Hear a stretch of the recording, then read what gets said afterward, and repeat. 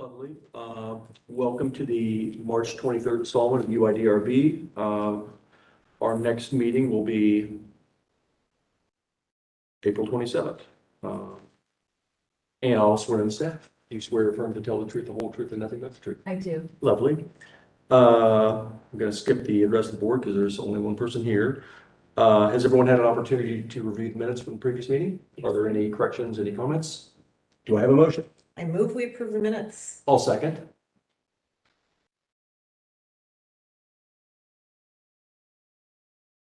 Mr. Fleming's here, Ms. Gunzelman, Yes. Ms. Jones, Yes. Ms. Parker, Yes. Mr. Reed, Yes. Mr. Sublette. Yes. Thank you, that passes. And can we do the roll to acknowledge who's not here, the roll call? Certainly. Okay. Ms. Gunzelman, Here. Ms. Jones. Here. Ms. Parker, Here. Mr. Reed. Here. Mr. Sublette. Here. All right. Mr. Fleming and Mr. Szymanski are not present. Which moves us to our first case and only case, UID 23-03-003, 2680 North High Street. Yes, and you can come and get settled and I'll read my staff report. Thank you. All right, so 2680 North High Street is the location of CVS Pharmacy on the corner of North High Street and Doddridge Street. The applicant is seeking approval for 5 illuminated channel letter wall signs and 1 cabinet wall sign. The wall signs either measure approximately 102 square feet with 39.5-inch tall letters or 17.35 square feet with 14-inch tall letters. The cabinet sign is 9.75 feet long by 9 inches tall and internally illuminated. 10 smaller plaque-style signs are included in the proposal, but do not require a permit as they are non-illuminated and less than 10 square feet. 12 existing signs will be removed and not replaced. Thus, the site will go from a total of 25 signs to 16 signs. So in looking at their proposal, what I really want to get to is a little bit further down. This looks a little overwhelming when you first see it, but then starting here, so this is the east facade. So you can kind of see what the existing proposal looks like on the upper left-hand corner, and then to the right of that, what they're proposing. So on this facade, they're really just replacing the wall sign, adding a wall sign and replacing the plaques. This facade, this is what you see when you're moving towards the driveway. So we're facing west. So again, swapping out some signage here. When I talk about the cabinet sign, this is the cabinet sign that I'm referencing. And you'll see that I'll recommend that this be aluminum channel letters to be consistent with the wall signs. And also the plan does not recommend cabinet signs. This is looking from High Street towards the drive-through, so they're not replacing this, so that we're losing that one, which is fine. This is the north elevation. So again, just replacing some of these little wall plaques on the side here. This is the west elevation. So this is what you see from High Street. And again, you'll see that these 2 middle signs disappear and we're just sort of replacing the same scale of those wall signs. And this is along Doddridge. So again, cleaning up the facade here, just having that 1 wall sign versus the 3 that are there now. And then this talks about the plaques. So in the back parking lot, they're just replacing some of these plaques, and then along the brick entrance as well as you go into the parking lot. And then there's these little, I'll call them ground signs, and those are just being removed. They're not being replaced. So that's the scope of all the work.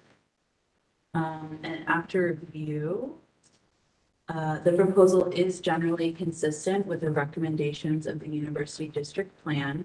The plan recommends that new signage be designed as a logical and complementary component of the overall design of storefront in terms of lighting, scale, color, style, and materials.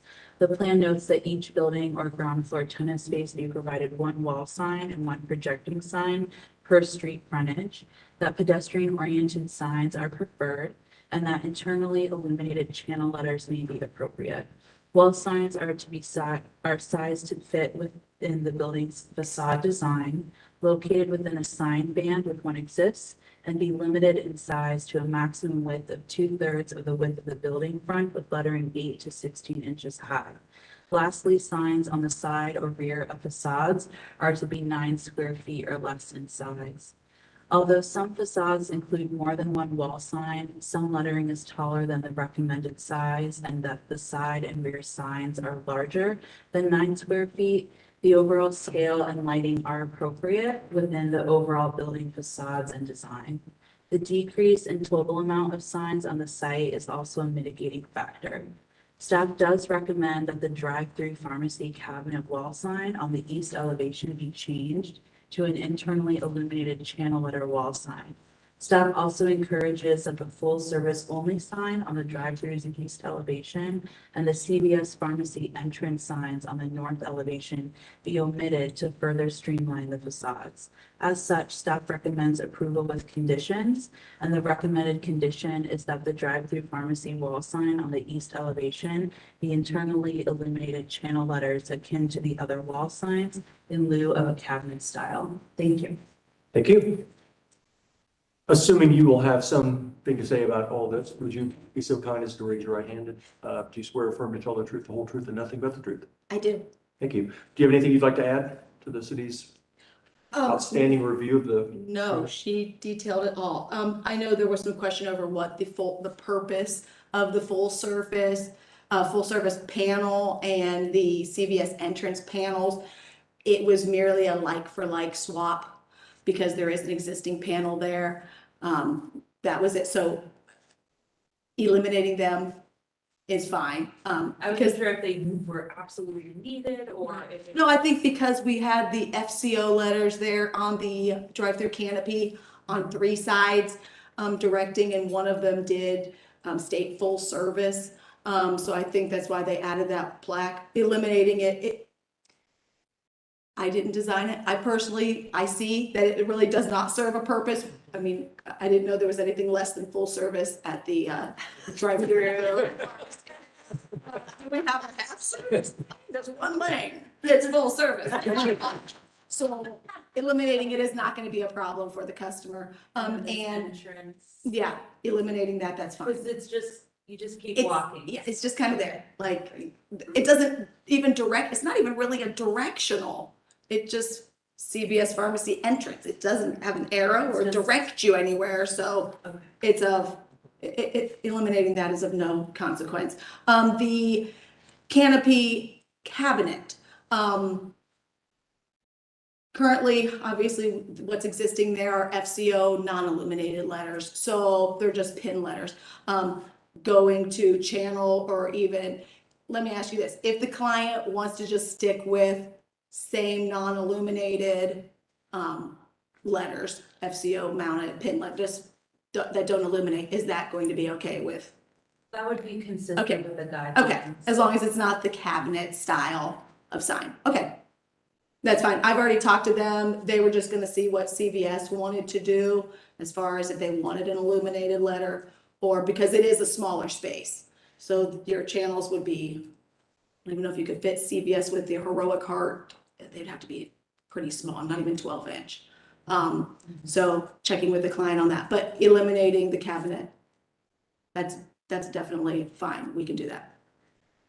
So I just wanted to be clear. So you just said that you would do everything that was the recommendation? Absolutely, yes. And what was your name? My name's Holly Palucci. I'm with 4MC. I'm with the sign installer. Oh, okay. For the All right, contract. cool.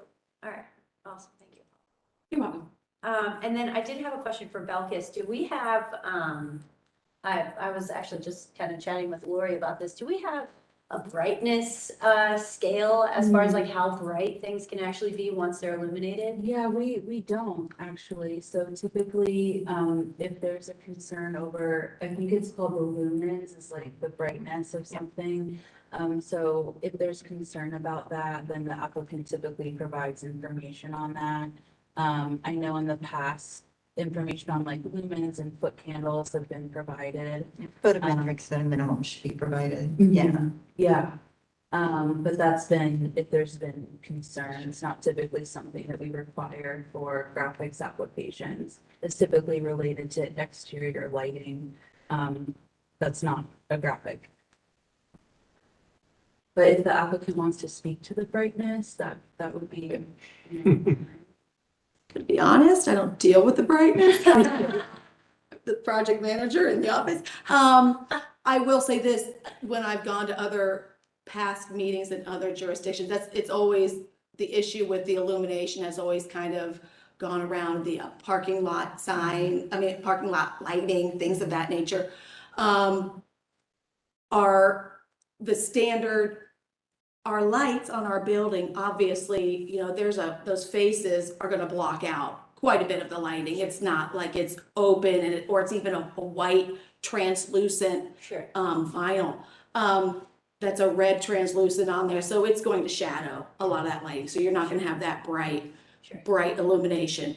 And I don't believe we have a pylon or anything at this one either, so I don't think that's really gonna be an issue here for you guys. If you would like me to get you information on the type of lighting that's in those, I can definitely get, as far as the LEDs that we'll be putting in there, I can provide that to you. That's no problem. Yeah, I think in response to that, Belkis, I know that we don't have anything that sets any sort of jurisdiction about that, but I think that might be something interesting to consider in the future, because lights are starting to get pretty flashy in some areas. I'm not saying that CVS is who I'm No. speaking about, but. No, I understand. And sometimes especially when it's a pylon Yeah. like that's up in the air and it's a big cabinet and it's white and you go into some areas, it gets bright and Yeah, for sure. it definitely can be seen as distracting. Yes, absolutely. I'll bring that to management about,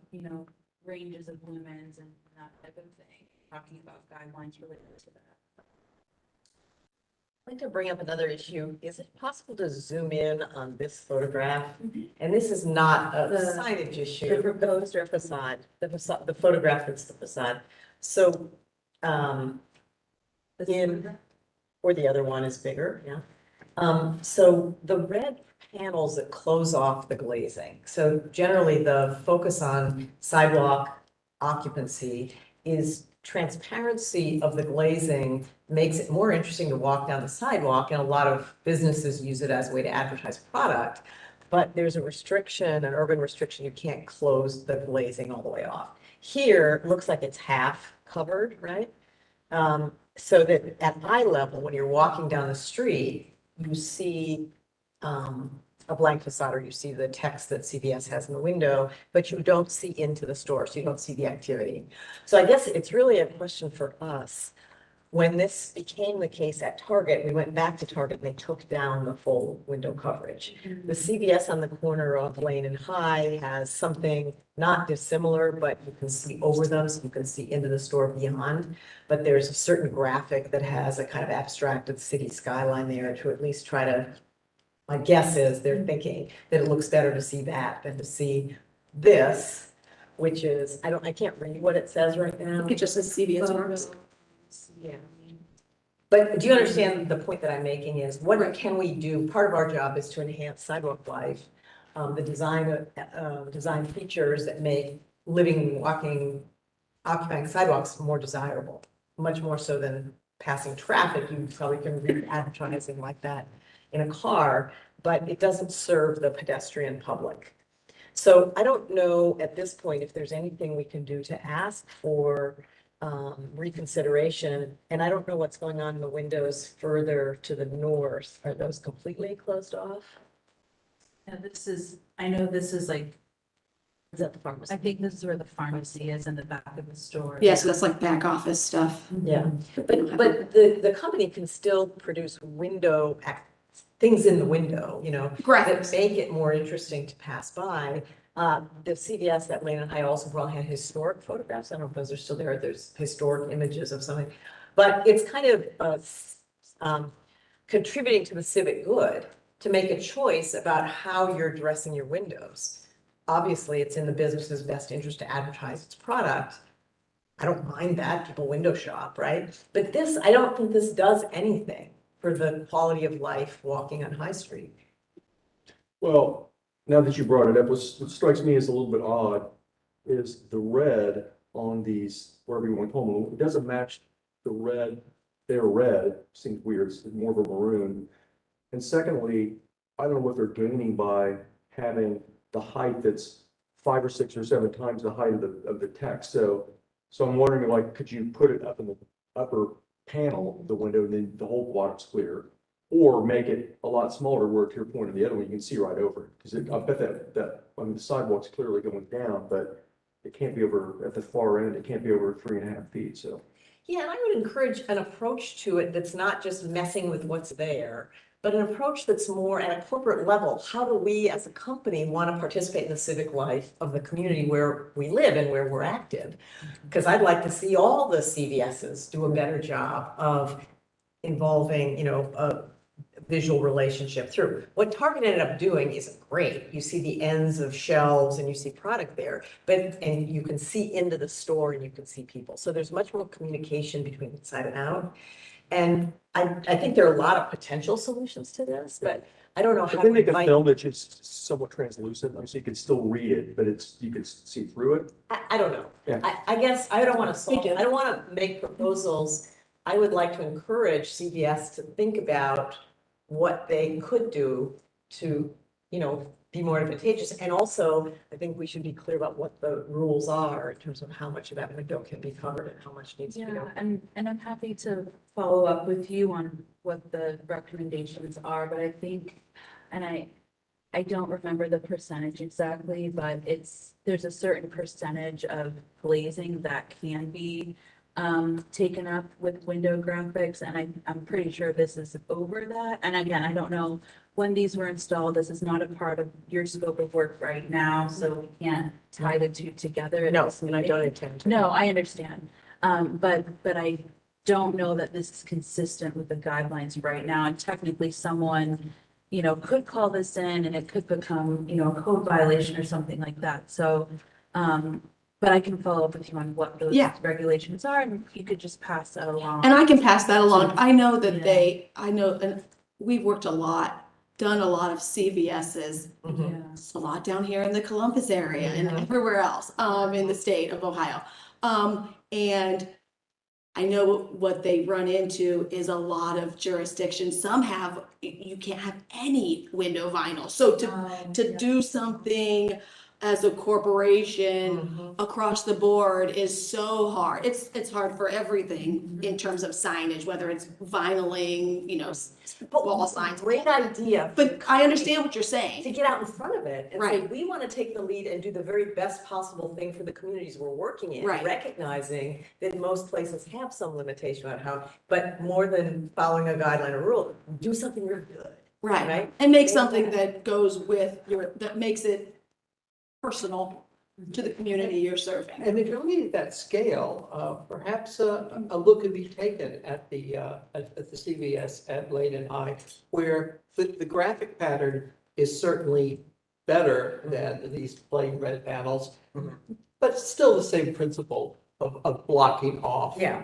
Mm-hmm. a major part of the glazing. Right. I understand. And I can definitely I'll pass that along So too. Typically, it's like there's a maximum percentage of the window you can take up. And then the other recommendation is that everything be pretty transparent. So, but I'll follow up with you on Okay, that, just as a recommendation. Excellent, thank you. Do we need a motion to approve with the conditions, staff conditions? Yes. Okay, I make the motion that we approve the CVS Pharmacy proposal for changing its 23 or 26 graphics as noted with the conditions made by staff for the one lighting, the channel letters as proposed in the written recommendations. And then did you want to add another condition that the two plaque style signs be removed? The one on the farm. And I'll make a recommendation that the two plaque signs be removed according to purposes. For the discussion. As per the discussion. Okay. Can I hear a Does that make motion sense? for that? Yeah, I second. Okay. Got a motion and a second. Ms. Geiselman, Yes. Ms. Jones. Yes. Ms. Parker, Yes. Mr. Reed, Yes, Mr. Sublette. Yes. Okay, that passes. So. thank you very much. Thank you. Thank you I'll so follow up much. with you in the Thanks next for 3 to coming. 5 business days. That sounds good. And I think you've been talking to Damien. I She's have. the permit expediter, so Okay, perfect. um, I'll follow up with her. I'll have her send you my information because I know she's moving. Okay. from where she is in Florida to Oh. Tallahassee Oh, for the next okay. 2 weeks. So I'll just have her give you my information if you want to Perfect. send to me and we can talk. Wonderful. Okay. All right, Thank you so much for Thank being you. patient with me Sorry. to get here and hopefully they didn't tow my car. No, Thank y'all. you're welcome. Have a great day. Thank you. Thank you. What do we need to know about the staff approved applications? Let's see.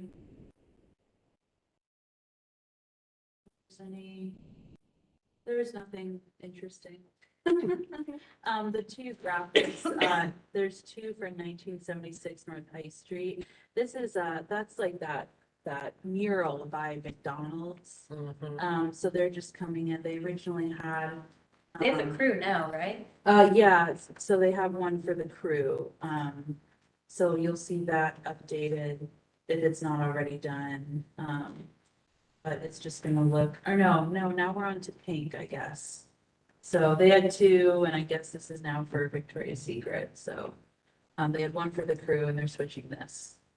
But yeah, nothing, there's just a window replacement, roof replacement, but the windows were vinyl to vinyl, the roof was 3-tab shingle to 3-tab shingle, so. You know, Victoria's Secret still existed. They- Shows how out of it I am. Yeah. Yeah. There's a lot of it. Okay. That's all I got. Is there a motion to Close the meeting? First, we need to approve to that. to put the Yeah. staff approvals? Yeah, Lori just. I move. Second. Okay. All right, so Ms. Gungelman, Yes. Ms. Jones? Yes. Ms. Parker? Yes. Mr. Reed? Yes. Mr. Sublett? Yes. Thank you very much. That was great. And Good that meeting. is all we have. That was Are awesome. we adjourned, Chair? We may, Okay. in record time, 33 minutes. That's incredible. You, David. And